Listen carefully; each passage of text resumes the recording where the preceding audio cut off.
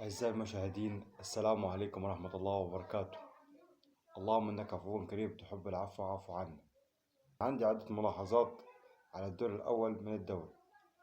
بعكس ناس كثيرة شايفة إن الدوري بتاعنا ضعيف والسنة دي بالنظام المعمول بيه دي، أنا شايف بالعكس. السنة دي الدوري بتاعنا كان قوي. أي نعم كان في مباراة أقل من المستوى، بس لو نلاحظ السنة دي في شوية ملاحظات جديدة ظهرت،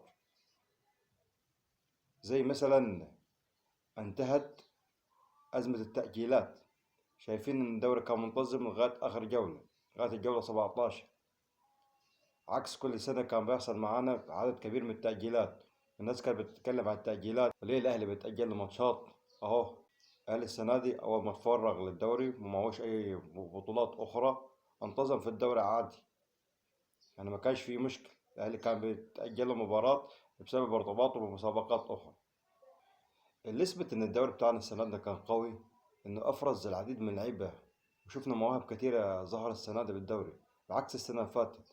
لو نظرنا لدوري السنة اللي فاتت هتلاقي مفيش مواهب خالص تقريبا يعني، لكن عكس السنة دي هنشوف. لو شفت هتلاقي في مواهب في كل المراكز وفي لعيبة متألقة وفي فرق متألقة. بصراحة بحيي ثلاث فرق: فرقة بتروجيت، حرس الحدود، فاركو.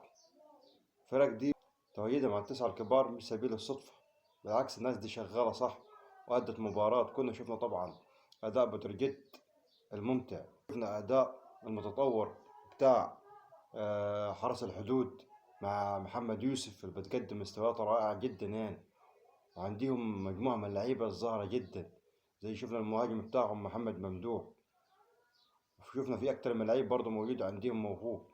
وشفنا بتروجيت بتقدم لعيبة رائعة يعني. على فكرة بتروجيت الأداء اللي بتقدمه دي مش ولد الصدفة. لو نرجع من كام موسم كده، تقريبا من سنتين ثلاثة، الأهلي كان بيلعب مع بتروجيت في الكاس وقدم مباراة رائعة جدا قدام الأهلي وأحرج الأهلي في الكاس. وكان باين جدا إن الفريق ده جاي في المستقبل، وده اللي حصل. وهو شايفين فريق بيلعب كرة متطورة وبيقدم مواهب لكل الأندية، بيقدم لعيبة كويسة. اللعيبة دي هتبقى مجال للتنافس والصفقات بين الأندية الفترة الجاية. وشفنا الأهلي على طول أخذ من عنده محمد رضا، في أكتر من لعيب لسه تحت المنظار. بتروجيت وحرس الحدود وفاركو فرق يعني أقل في الميزانية من فرق كتيرة في الدوري، فإنها توصل للمستوى دي وإنها تبقى موجودة مع التسعة الكبار، بصراحة بنقول لهم بحييهم جدا يعني. مننساش فريق البنك الأهلي اللي بيقدم كرة محترمة، في كام موسم في الدوري فريق محترم وبيقدم مستويات كويسة، وعندهم مجموعة من اللعيبة الرائعة يعني. والسنة دي دعم برضه بلعيبة أكتر، وهو موجود فعلا دلوقتي، موجود عندك في المركز الخامس. عندهم لعيبة محترمة جدا، والسنة دي زود بصفقات قوية جدا زاد من قوة الفريق. وطبعا ما ننساش الحصان الأسود للبطولة فريق سيراميكا. والله فريق سيراميكا أنا عايز أتكلم عن أكتر من نقطة فيها. لما لعبوا مع الأهلي في بداية الدوري وقدم مباراة عالية جدا قدام الأهلي، انتقدت أداء أيمن الرمادي. قلت على الرغم إنه مدرب كويس واضح تأثيره مع فريق سيراميكا وكان واضح تأثيره مع فريق أسوان، لكن حسيته متهور في اللعب بتاعه، بيفتح الملعب جامد. دليل على كلام إنه دخل فيه عدد رهيب من الأهداف. أي نعم هو بيحرز أهداف كتير لأنه بيلعب هجوم، لكن الناحية الدفاعية ووسط الملعب كانت محتاجة تظبيط أكتر من كده شوية. وعلى الرغم كانوا بيأدوا يعني أداء كويس، أهو موجودين مع التسعة الكبار في الدوري في المركز السادس. اتفاجأنا من أسبوعين برحيل الكابتن أيمن رمادي من سيراميكا وتعاقد سيراميكا مع كابتن علي ماهر. أنا بصراحة مش عارف إيه السبب ده اللي حصل يعني، لأن كابتن أيمن رمادي برضه كان ماشي كويس مع فريق سيراميكا، وكابتن علي ماهر كان ماشي كويس مع فريق المصري. بس دي قعد فرق الدوري المصري تغيير المدربين، السلبية مش عارفين نتخلص منها. كثرة تغيير المدربين الظاهرة العجيبة في الدوري المصري. وطبعا طالما اتكلمنا على الفرق الموجودة في التسعة الكبار الفوق، طبعا ما نقدرش ننسى الفريق المصري، الفريق الجماهيري الوحيد الموجود مع الأهلي والزمالك في التسعة الكبار الفوق. الحاجة اللي تحزنك يعني بكل أمانة عدم وجود فرق كبيرة في التسعة الكبار جماهيرية، وافتقادنا الفرق زي مثلا الاتحاد، غزل المحلة، الإسماعيلي. إسماعيل اللي لو اتكلمنا عنه محتاجين 100 فيديو عشان نتكلم عنه. لحد امتى؟ كل سنة ينافس على الهبوط. رجاء المسؤولين في المحافظة النظر لإسماعيل ووقوف بجنبه شوي عشان يرجع إسماعيل بيقدم كرة حلوة السمسمية بتاعت زمان.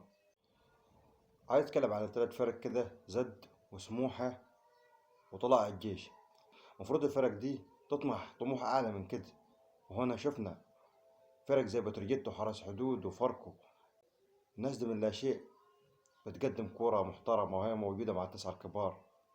عندهم طموح وعندهم هدف، مش موجودين في الدوري كده وخلاص. بعكس فرق زي الفرق اللي بقولكم عليها دي، بعكس فرق زي زد وطلائع الجيش وسموحة، فرق موجودة في وسط الدوري، في دعم وفي صفقات. مش المستوى بتاعهم. الفرق دي تقريبا عايزة إعادة هيكلة بقى، إعادة فكر ولا إيه بالظبط. بس المردود اللي بيأدوه السنة دي أقل من أسماء اللعيبة الموجودة عنده. شكل نشوف منهم مستوى أفضل من اللي بيقدموه السنة دي.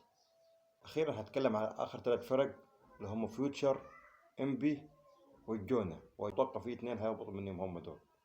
الفرق دي محتاجة تنزل تحت، تعيد نفسيها وتستعيد بريقك، ترجعنا بطموح أعلى زي ما شفنا كده فرقة بتروجيت وحرس الحدود. الفرق دي أنا شايف إنها خلاص محتاجة تنزل شوية وإعادة ترتيب عشان ترجع لينا بطموح جديد. طبعا اتكلمنا عن كل الفرق وما تكلمناش على من هو بطل الدوري أو التنافس على من هو بطل الدوري. طبعا من واضح جدا المنافسة بين الأهلي وبيراميدز، مع احترامي للزمالك، الزمالك بعيد جدا. تغيير مدربين وفي لعيبة محتاج صفقات ولعيبة عايزين يجددوا له زيزو، وفي شوية مشاكل في الزمالك بعيد، فالصورة مش واضحة يعني. فواضح جدا التنافس على الدوري هيبقى بين الأهلي وبيراميدز. أنا شايف مباراة الدور الثاني من الدوري هتبقى قوية جدا، هيبقى التنافس عالي بين كل الفرق. احنا المشكلة الوحيدة بس اللي هتقابل المباراة القوية دي، الآفة أو السلبية الكبيرة اللي بنقابلها في الدوري المصري، التحكيم اللي بقى علامة استفهام كبيرة في الدوري المصري. الناس شايفاه كل الفرق بتشتكي من التحكيم وأخطاء التحكيم، وفعلا التحكيم بصراحة في أخطاء فجة، في أخطاء يعني ألف ب كورة. حكام فقدت الثقة في نفسها من كتر الضغط عليها، يعني أخطاء بتحصل ما بتحصلش يعني في مباراة درجة ثالثة مع احترامي يعني. فأنا شايف إن لازم يبقى في حل لأخطاء التحكيم. التنافس هيبقى عالي جدا، المجموعة اللي فوق الاتنين عايز يحققوا الدوري، التنافس هيبقى عالي بينهم أهلي وبيراميدز، والفرق اللي عايزة تخش في المربع الذهبي، والفرق اللي تحت طبعا كله هيطحنوا في بعضيه، كله عايز ينجو من الهبوط.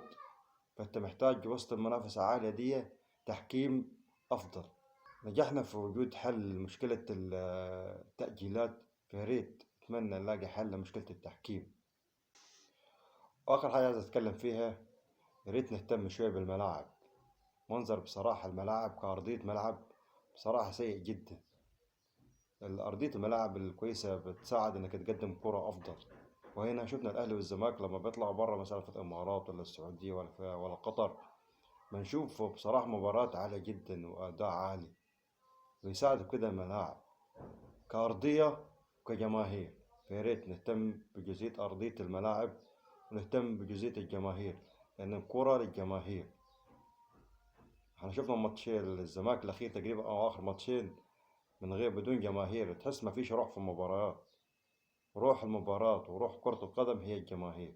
دي آخر حاجة كنا عايزين نتكلم فيها. السلام عليكم ورحمة الله وبركاته.